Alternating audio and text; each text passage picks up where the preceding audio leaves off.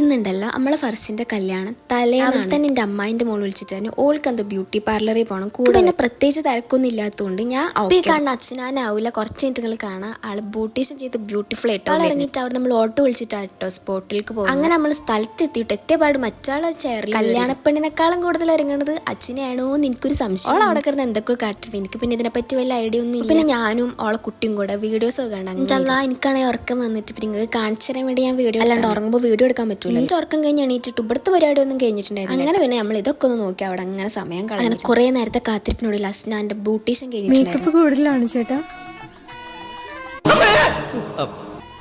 Makeup കുറച്ച് കുറവാണെങ്കിലേ ഉള്ളൂ. അപ്പോൾ നമ്മൾ ഇറങ്ങാൻ നല്ല ലേറ്റ് ആണ്ടായിരുന്നു കേട്ടോ. അതുകൊണ്ട് തന്നെ വീട്ടിൽ നിന്ന് വിളി വന്നു. ഞാനവിടെ പോയപ്പോൾ കണ്ട കാഴ്ച താത്താരക്കതാ ഇങ്ങനെ മാക്സ് ഇട്ട് നിൽക്കുന്നു. ഫോട്ടോ എടുത്ത് നോക്കുമ്പോൾ നമ്മളെ പാത്തുക്ക് എന്തോ ഒരു വിഷമം തട്ടിയിരിക്കുന്നു. രണ്ടിൽ കടപെടാൻ പോവാണ്ട് നമ്മൾ നേരെ ഫുഡ് കഴിക്കാനായിട്ട് വർഷന്റെ കല്യാണമായിട്ട് മെയിലാഞ്ചിടൽ എനിക്ക് തന്നെയാണ്. നമ്മൾ മെയിലാഞ്ചി കല്യാണം പ്ലാൻ ചെയ്തുകൊണ്ട് തന്നെ നമുക്ക് അധികം ടൈമൊന്നും കിട്ടിയിട്ടുണ്ടായിരുന്നില്ല. അങ്ങനെയൊക്കെ നമ്മൾ രണ്ട് കൈൻ്റെ ഉള്ളിലായിട്ട് ഇട്ട് ഡിസൈൻ എങ്ങനെയുണ്ട് നിങ്ങൾ കമന്റ് ആക്കിയിട്ടുണ്ടെങ്കിലും സാരി എടുക്കലൊക്കെ ഒപ്പായിരുന്നു. ഒട്ടും നമുക്ക് ടൈം ഉണ്ടായിരുന്നില്ല. ഒക്കെ രണ്ട് കൈൻ്റെ ഉള്ളിൽ നമ്മൾ കംപ്ലീറ്റ് ആക്കിട്ടോ. പുതിയൊന്നും ടൈമും റെഡി ആയതുകൊണ്ട് തന്നെ ബാക്കി എല്ലാവരും കൂടെ സെറ്റ് ആയിട്ട് പുറത്ത് അങ്ങനെ പിന്നെ നമ്മൾ മെയിലാഞ്ചിടലും ഫോട്ടോ എടുക്കലും അങ്ങനെ കുറച്ച് പരിപാടികളായിരുന്നു. ഇതിന്റെ കാക്കാൻ്റെ കുട്ടി ഓൾക്ക് അഭിനയിക്കാൻ പറഞ്ഞു കൊടുക്കാണ്ട് നന്നായിട്ട് അഭിനയിക്കും. പരിപാടി കഴിയുമ്പോൾ അത്യാവശ്യം ടൈമായി. അങ്ങനെ പിന്നെ നമ്മൾ കാക്കാൻ്റെ വീട്ടിൽ പോയി. അവിടെ നിൽക്കണമെന്നൊക്കെ ഉണ്ട്. പക്ഷെ നമുക്ക് വീട്ടിൽ പോയിട്ട് വർക്ക് ഉണ്ട്. പിന്നെ നിന്ന് വന്ന പാടെ നമുക്കൊരു ബൊക്കെ സെറ്റ് ആക്കാണ്ടായിരുന്നു. അത് പിന്നെ ഭാവിക്കും മെയിലാഞ്ചിട്ട് കൊടുത്ത് ഇന്നത്തെ ദിവസം അങ്ങോട്ട് കഴിഞ്ഞു. ഇപ്പം നാളെ